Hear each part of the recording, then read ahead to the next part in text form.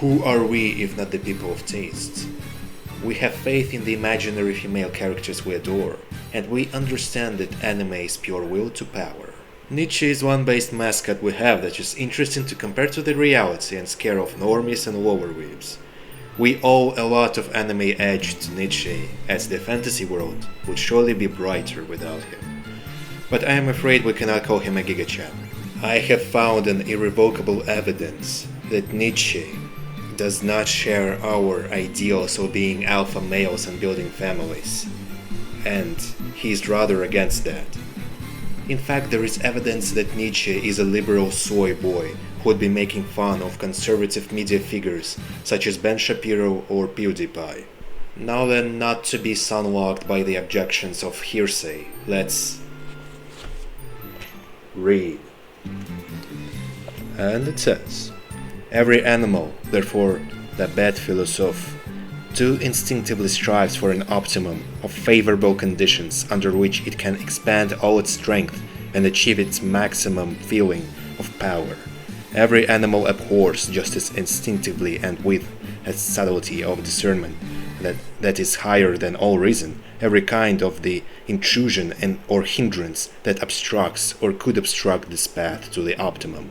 I am not speaking of this path to happiness, but its path to power, to action, to the most powerful activity, and in most cases, actually, its path to unhappiness. Thus the philosopher abhors marriage,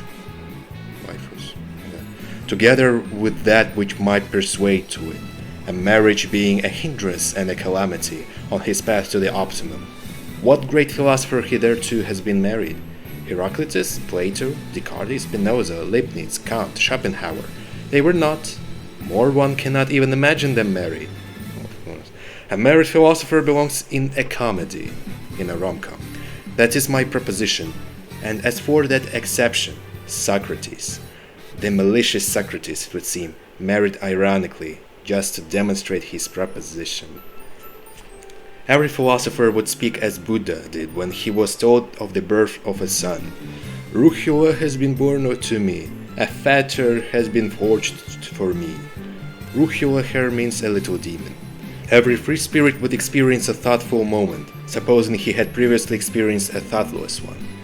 Of the kind that once came to the same Buddha, narrow and oppressive, he thought to himself, his life in a house, a place of impurity.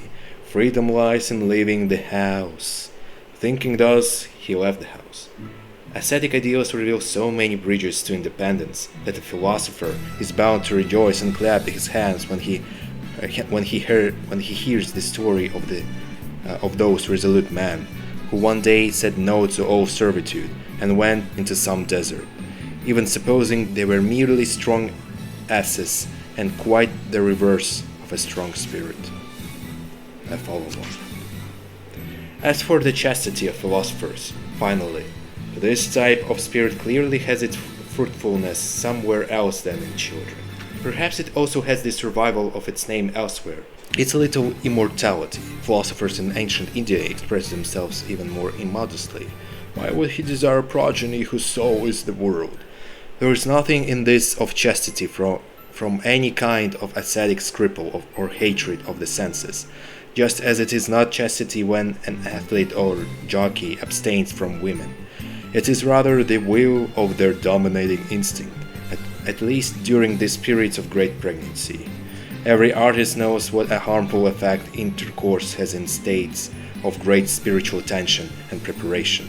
Those with the greatest power and the surest instincts do not need to learn this by experience, while unfortunate experience, their maternal instinct, ruthlessly disposes of all of other stores and accumulations of energy, of animal vigor, for the benefit of the evolving work.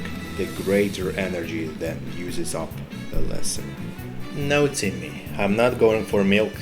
I'm going for the milk of human kindness. It is funny how somebody so based and supposedly conservative can be so much in favor of the single mother families in society. Though he was talking about just the philosophers and how they can be the negation of the will to life and power by running away from their progeny. He is treating children as merely obstacles to the free spirit and everything noble in man. And he was talking about that in a chapter dedicated to the inquiry into ascetic values. And so I have to ask a question.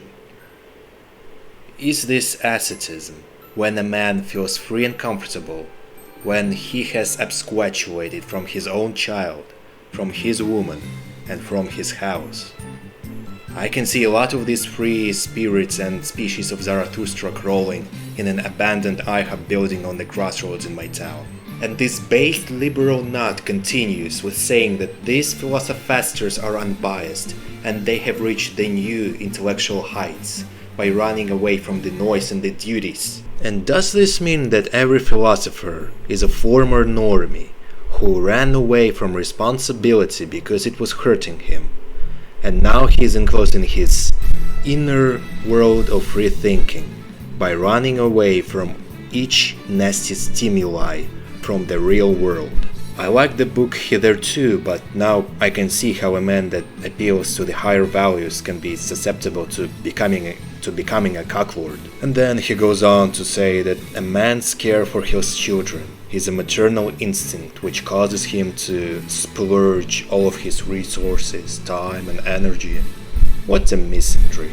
With taking up paternal responsibilities, a man now becomes stronger, and he expects more from himself, with content from life and hard, suffering things that in the end would elevate him. And so then let us not take a role model from Nietzsche for sure.